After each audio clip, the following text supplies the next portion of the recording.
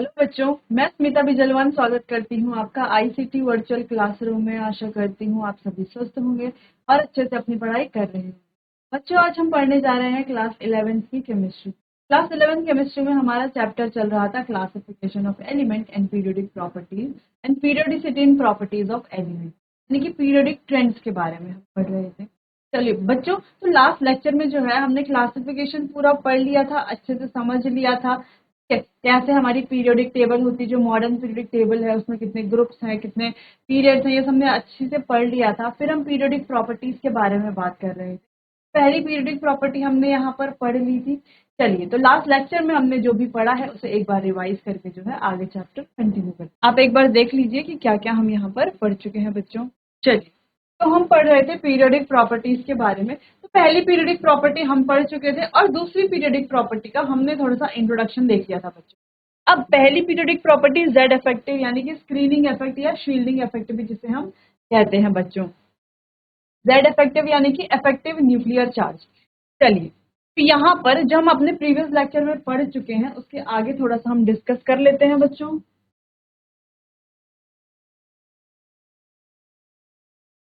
चलिए, तो हमने कहा था कि जेड इफेक्टिव क्या है, यानी कि जो न्यूक्लियस है और इलेक्ट्रॉन्स है, ठीक। इलेक्ट्रॉन्स जो है वो क्या करते हैं, एक हमारा क्या होता है टारगेट इलेक्ट्रॉन होता है, जैसे कि हम यहाँ पर देख पा रहे हैं टारगेट इलेक्ट्रॉन। ये हमारा न्यूक्लियस जहाँ पर क्या है नंबर ऑफ प्रोटॉन्स यानी कि पॉजिटिव चार्ज कैरी करता है। ये पॉजिटिव चार्ज है, टारगेट इलेक्ट्रॉन नेगेटिव चार्ज है, आपस में दोनों अट्रैक्ट होंगे। लेकिन बच्चों, बीच में जो शील्ड बन जाती है या हम कह सकते हैं स्क्रीन बन जाती है, जो क्या करती है, जो इलेक्ट्रॉन से बनी हुई है, जो टारगेट इलेक्ट्रॉन है उसे क्या करेगा, रिपेल करेगा, क्योंकि दोनों का साइन क्या है नेगेटिव। जबकि न्यूक्लियस इस टारगेट इलेक्ट्रॉन को अट्रैक्ट करेगा। तो इसका जेड इफेक्टिव कैसे निकाला जाएगा, जेड इफेक्टिव जो यानी कि जो इसमें एक्चुअल अट्रैक्शन पावर है न्यूक्लियस की, वो कैसे निकाला जाएगा, एटॉमिक नंबर से माइनस कर देंगे हम जो भी हमारा रिपल्शन का चार्ज है बच्चों। चलिए, इसे आगे लिख लेते हैं। इन अ पीरियड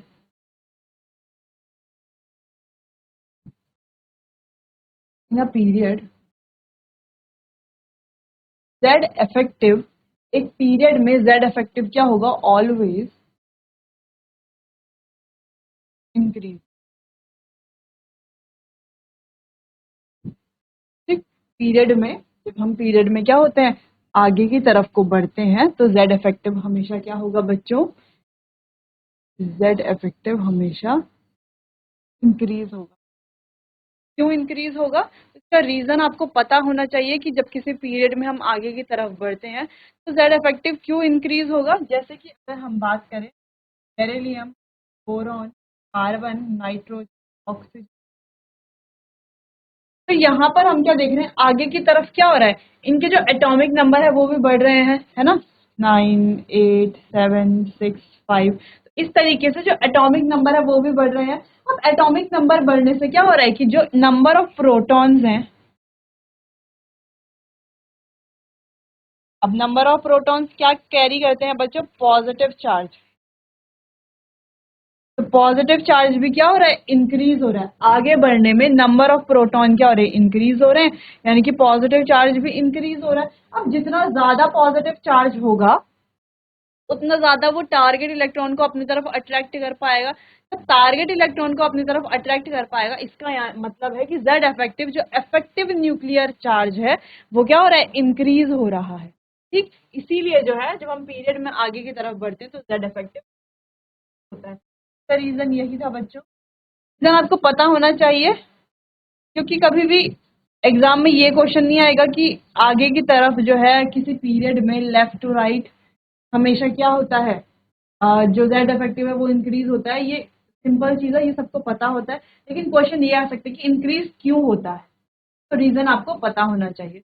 जबकि इन अ ग्रुप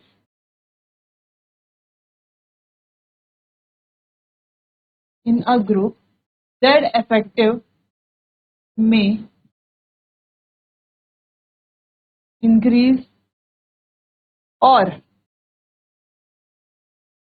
डिक्रीज और मे बी कांस्टेंट। तो जब हम किसी ग्रुप की बात कर रहे हैं तो ग्रुप में ऑब्वियसली हम टॉप टू बॉटम की ही बात कर रहे हैं बच्चों। देखो पीरियड में जब भी हम बात करते हैं तो हमेशा लेफ्ट से राइट की तरफ की बात करते हैं, और अगर हम ग्रुप की बात कर रहे हैं तो हमेशा टॉप टू बॉटम की बात कर रहे हैं। तो यहाँ पर जो है इंक्रीज हो सकती है, डिक्रीज हो सकती है, कांस्टेंट हो सकती है जेड इफेक्टिव की वैल्यू। ठीक, चल एक इम्पॉर्टेंट पॉइंट हमने यहाँ पर अपने लास्ट लेक्चर में भी डिस्कस किया था, ये होता है जेड इफेक्टिव का ऑर्डर। एस में सबसे ज्यादा, फिर पी में, फिर डी में, और सबसे कम एफ में। वेरी पुअर, बहुत कम, बहुत हम कह सकते हैं कि वेरी पुअर जेड इफेक्टिव, और यहाँ पर वेरी गुड जेड इफेक्टिव। बीच में दोनों में एवरेज, इसमें गुड, इसमें डी में तो खैर पुअर ही होता है।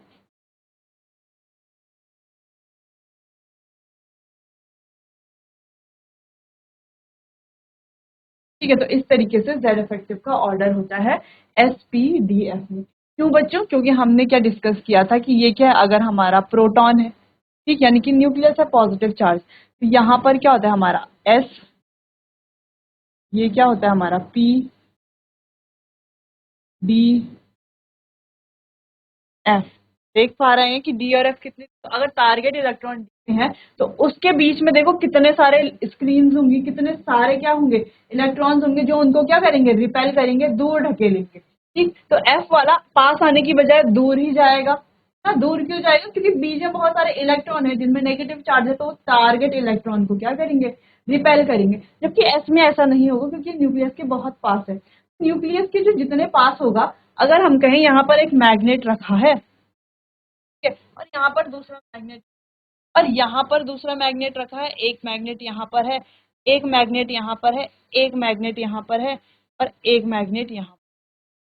कौन सा ज्यादा अट्रैक्ट करेगा? ये जो मेन हमारा मैग्नेट है, तो ये बाकी के जो छोटे छोटे मैग्नेट्स हैं, तो इसको जल्दी अट्रैक्ट करेगा। ये इसके पास में भी है, इसको भी अट्रैक्ट कर सकता है, हो सकता है थोड़ा बहुत इसको भी अट्रैक्ट करे, लेकिन जो दूर है उन्हें कैसे अट्रैक्ट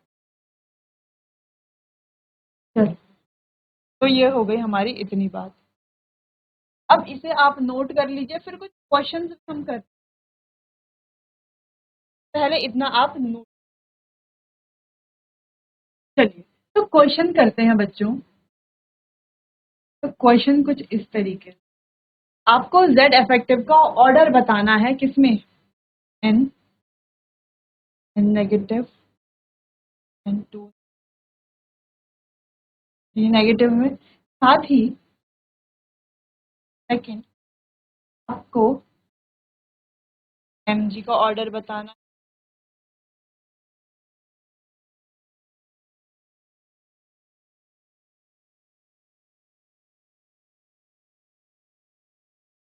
ठीक है, यहाँ पर आपको इसका ऑर्डर बताना, जेड इफेक्टिव का ऑर्डर आपको यहाँ पर बताना है कि जेड इफेक्टिव ज्यादा किसमें होगा, कम किसमें होगा।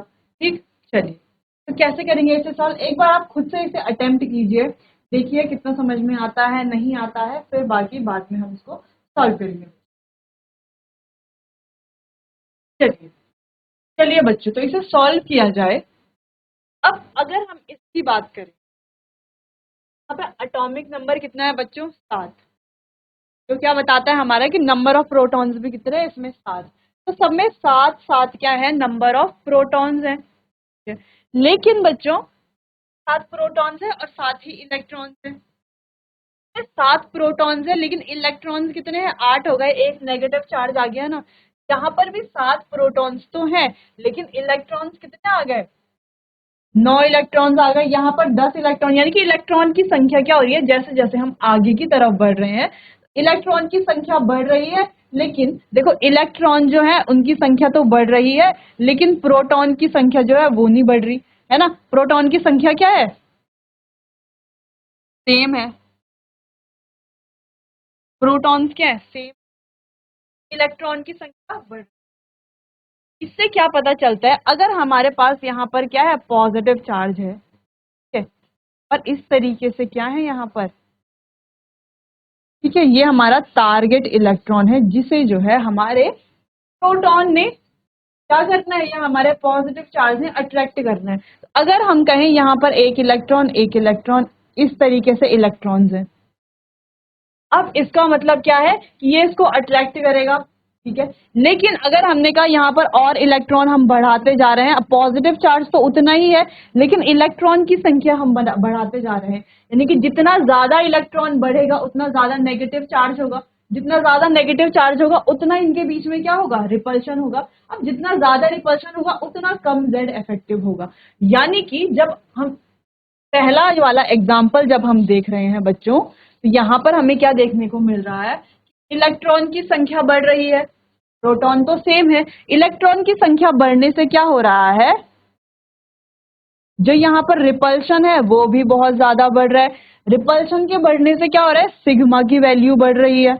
ठीक, सिग्मा की वैल्यू बढ़ रही है यानी कि जेड इफेक्टिव क्या हो रहा है, कम हो रहा है।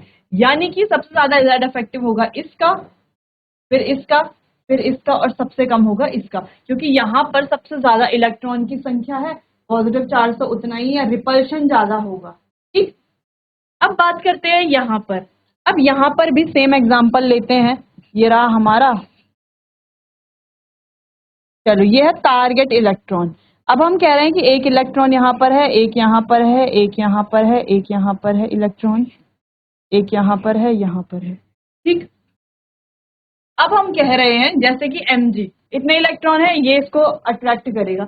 अब Mg पॉजिटिव यानी कि एक इलेक्ट्रॉन यहां से क्या हो गया, हट गया। ठीक, 2 पॉजिटिव यानी कि 2 इलेक्ट्रॉन हट गए, 3 पॉजिटिव 3 इलेक्ट्रॉन हट गए। ठीक है, इस तरीके से इलेक्ट्रॉन अगर हटते जाएंगे, इलेक्ट्रॉन के हटने से क्या हो रहा है बच्चों, देखो इनके बीच में नंबर ऑफ प्रोटॉन्स तो होते हैं लेकिन इलेक्ट्रॉन की संख्या कम हो रही है, जिससे कि रिपल्शन क्या हो रहा है, कम हो रहा है। रिपल्शन अगर कम होगा तो ज्यादा क्या होगा, जेड इफेक्टिव ज्यादा होगा। ठीक, यानी कि सिग्मा की वैल्यू कम होगी, जेड की वैल्यू ज्यादा होगी।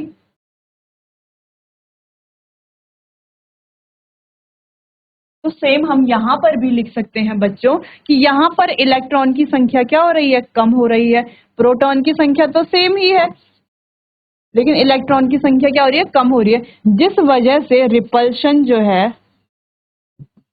वो क्या हो रहा है, कम हो रहा है। रिपल्शन कम होने की वजह से सिग्मा की वैल्यू कम है, जेड की वैल्यू ज्यादा है, तो जेड इफेक्टिव भी क्या होगा, ज्यादा होगा बच्चों। तो यहाँ पर जेड इफेक्टिव की वैल्यू क्या है, जेड इफेक्टिव का ऑर्डर क्या है, तरीके से कुछ हमारा जेड इफेक्टिव का ऑर्डर है, सबसे ज्यादा इसमें, फिर इसमें, फिर इसमें, फिर इसमें, यानी कि सबसे कम जेड इफेक्टिव इसमें है जो हमारी न्यूट्रल स्पेशी है। ठीक, यहाँ पर अगर हम देखें तो सबसे ज्यादा जेड इफेक्टिव किसमें, जो हमारी न्यूट्रल स्पेशी, सबसे ज्यादा जेड इफेक्टिव इसमें है। ठीक, लेकिन यहाँ पर देखा जाए तो सबसे कम जेड इफेक्टिव क्या है, हमारा न्यूट्रल वाला स्पेशी है जो। ठीक, ऐसा क्यों, एक फॉर्मूला इसके लिए है बच्चों। अब वो फॉर्मूला क्या है कि Z effective is proportional to positive charge and inversely proportional to negative charge। अब इस फॉर्मूले से आपके ये जो चार्ज वाले जितने भी क्वेश्चंस है ना, जिनमें कैटायंस है, एनायंस है, ये सारे क्वेश्चन सॉल्व हो जाएंगे। कैसे, क्योंकि आपको सिर्फ क्या देखना है कि जेड इफेक्टिव अगर पॉजिटिव चार्ज है वहां पर तो जेड इफेक्टिव वहां पर ज्यादा होगा, जिसमें नेगेटिव चार्ज है वहां पर जेड इफेक्टिव कम होगा। तो सेम ऐसे ही हमने इसकी मदद से यहाँ पर ये क्वेश्चन सॉल्व कर लिया है बच्चों। ठीक, चलो इसे अब आप नोट करो। फिर हम पढ़ते हैं कि अगर आइसो इलेक्ट्रॉनिक स्पीसी है, यानी कि जहां पर क्या है, ये तो हमारे अलग अलग हैं, एलिमेंट अलग अलग हैं लेकिन जो नंबर ऑफ इलेक्ट्रॉन्स है वो सेम है, तो वहां पर जेड इफेक्टिव का क्या ऑर्डर होगा। ठीक, तो पहले आप इतना नोट कीजिए, फॉर्मूला नोट कीजिए, फिर आगे क्वेश्चंस करते हैं। चलो इतना तो हो गया। अब एक क्वेश्चन और कर रहे हैं, हमने कहा इन आइसो इलेक्ट्रॉनिक स्पीसीज,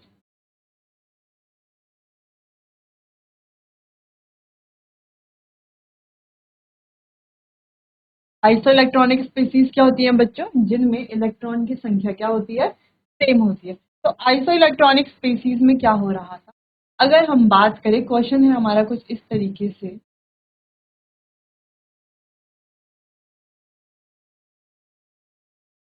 ठीक है, पहला क्वेश्चन हमारा कुछ इस तरीके से और सेकंड है हमारा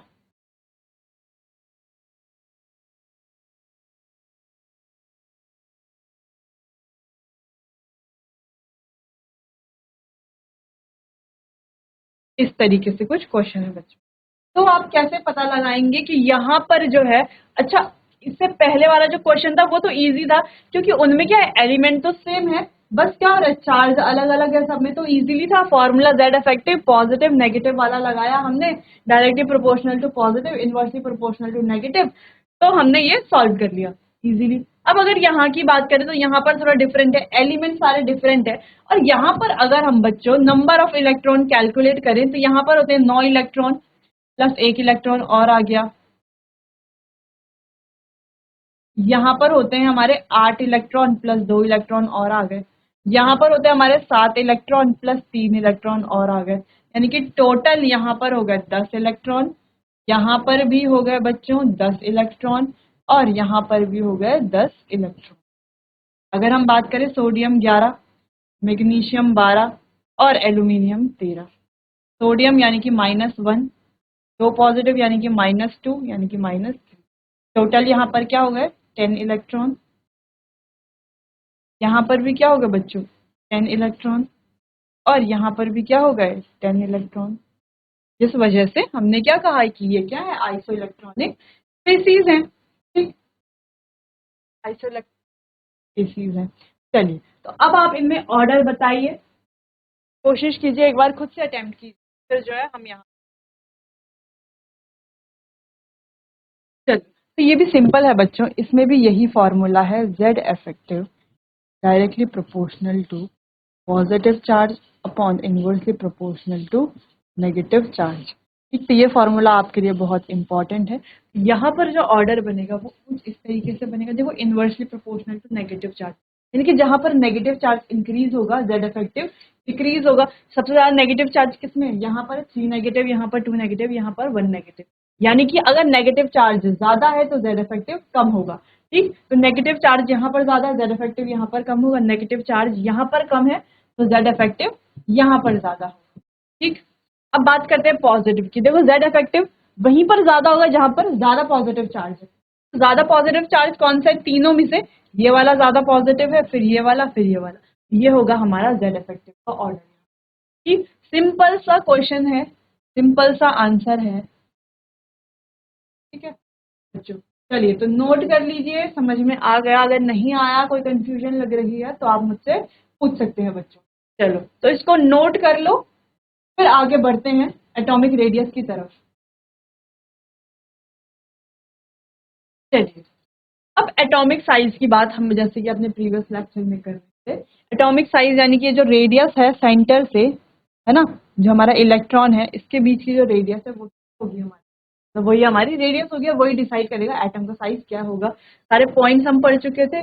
एक इंपॉर्टेंट बात हमने पढ़ी थी कि यहाँ पर जो है रेडियस कौन कौन सी है, आयनिक रेडियस जो किसके लिए है, आयंस के लिए, कैटायंस एनायंस के लिए। अगला हमारा कोवेलेंट रेडियस जो किसके लिए है, नॉन मेटल्स के लिए और कुछ मेटल्स के लिए भी। फिर वंडरवॉल रेडियस जो किसके लिए, हमारे इनर्ट गैसेस के लिए। ठीक, और फिर आ गई हमारी मेटेलिक रेडियस जो किसके लिए, जो सिर्फ और सिर्फ डिफाइन है मेटल्स के लिए। अब ये क्यों होता है, कैसे होता है, ये हम बहुत पहले अपने प्रीवियस लेक्चर में डिस्कस कर चुके हैं अच्छे से। ठीक है, चलिए, फिर हमने यहाँ पर कोवेलेंट रेडियस की बात की थी। हमने क्या कहा, पढ़ा था बच्चों की इस तरीके से, यहाँ दो सेंटर हैं, सेंटर से सेंटर की जो डिस्टेंस है उसे क्या कहा जा रहा है, डी हम कह रहे हैं, डायमीटर हम इसे कह रहे हैं। ठीक, तो रेडियस क्या होगी इसकी, d/2। ठीक है, इस तरीके से हमारी रेडियस होगी। चल, अब ये तो सिंपल था, यहाँ तक तो हमने समझ लिया था कि कोवेलेंट रेडियस इस तरीके से निकाली जाती है। फिर आगे हम पढ़ेंगे कैसे अलग अलग उसमें कैसे हम बताते हैं कि कौन सा यहाँ पर ट्रेंड को हम बताते हैं, है ना, कि ग्रुप में रेडियस का क्या है, पीरियड में रेडियस का क्या है। ठीक, चलो बच्चों, एक इम्पॉर्टेंट बात हम करते हैं पहले कि अगर नेगेटिव चार्ज है और पॉजिटिव चार्ज है, ठीक है, कोई स्पेशी है, कोई न्यूट्रल है, न्यूट्रल स्पेशी में किसी में नेगेटिव चार्ज है और किसी में पॉजिटिव चार्ज आ गया, ठीक है? तो हम क्या कह सकते हैं, साइज किसका बड़ा होगा, जिसमें नेगेटिव चार्ज है या जिसमें पॉजिटिव चार्ज है, कौन सा वाला साइज बड़ा होगा। अगर दोनों सेम है लेकिन एक में नेगेटिव चार्ज है एक में पॉजिटिव चार्ज, कैसे बता सकते हैं हम, एक जनरल बात करें, साइज किसमें बड़ा होगा, यानी कि किसका जो है रेडियस ज्यादा होगी, है ना। तो बच्चों जिसमें नेगेटिव साइन है शायद उसमें रेडियस ज्यादा होगी, यानी कि उसका जो साइज है वो ज्यादा बड़ा होगा। ऐसा क्यों, क्योंकि देखो बच्चों, अगर नेगेटिव साइन है यानी कि इलेक्ट्रॉन यहाँ पर क्या हो रहा है, इलेक्ट्रॉन की संख्या बढ़ रही है। इलेक्ट्रॉन की संख्या बढ़ने से क्या होता है, जैसे कि हमने जेड इफेक्टिव में पढ़ा था, इलेक्ट्रॉन की संख्या बढ़ने से क्या होता है, इलेक्ट्रॉन का आपस में क्या होता है, रिपल्शन होता है, जिस वजह से साइज क्या हो जाता है, बड़ा हो जाता है। ठीक, चलो, तो नॉर्मल सी बात थी, बस इसको आगे देखेंगे कहीं पर अगर ये अप्लाई होगा तो वहां पर इसको थोड़ा डिटेल में डिस्कस। अब हमारी है अगली वंडर वॉल रेडियस। अब ये जो वंडर वॉल रेडियस है, ये किसके बीच में होती है, ये हमारी होती है इनर्ट गैसेस के बीच में। ठीक है, तो ये क्या होते हैं, दूर दूर होते हैं, इस तरीके से इनके बीच की रेडियस निकाली जाती है।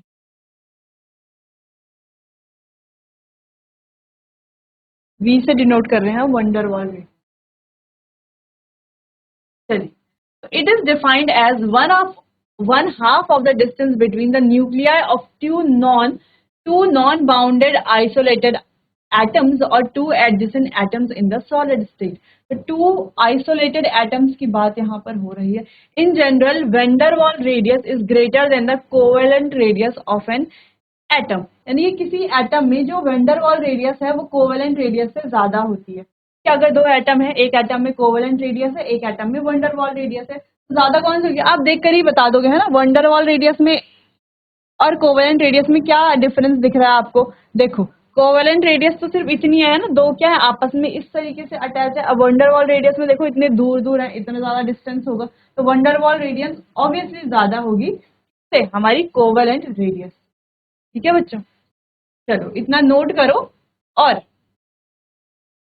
ये आपको बिल्कुल नोट कर लेना है कि distance between adjacent two isolated atoms belonging to two neighbouring molecule, दो नेबरिंग मॉलिक्यूल, दो आइसोलेटेड एटम्स के बीच का जो डिस्टेंस वही हमारा यहाँ पर वंडरवॉल का रेडियस। ठीक, चलिए नोट कर लीजिए बच्चों।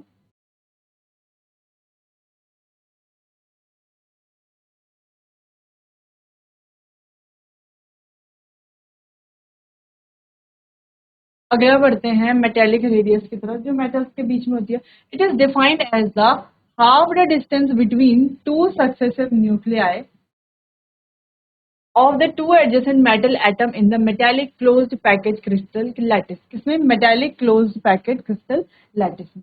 ये दो तरह की होती हैं, सॉरी ये अलग है हमारा डी वाला। तो पहले मेटेलिक रेडियस आप नोट कर लीजिए बच्चों।